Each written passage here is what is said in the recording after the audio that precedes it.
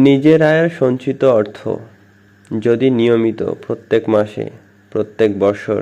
প্রায় সমান সমান অর্থাৎ সঞ্চিত অর্থের প্রায় সমান সমান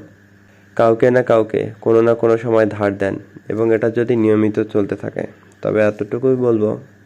আপনার আর্থিক সাক্ষরতায় যথেষ্ট ঘাটতি আছে। কেননা আপনি যখন ধার দেন,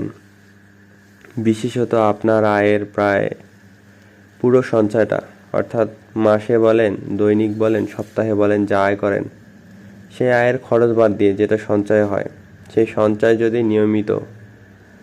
কাউকে না কাউকে ধার দেন, কারো উপকারে কাজে লাগবে এই আশায় তাকে অর্থটা দেন,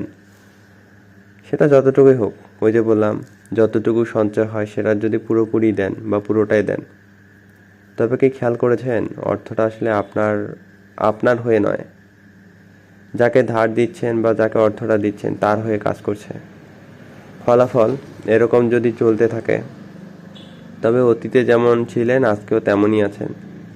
আর এটা যদি ধারাবাহিকতা বজায় রাখেন, তবে ভবিষ্যতেও জীবন তাই থাকবে, জীবনে বিশেষ কোনো পরিবর্তন নেই।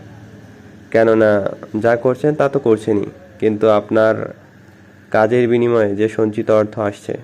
সেটা আসলে আপনার জন্য কাজ করছে না, সেটা অন্য কারোর জন্য কাজ করছে।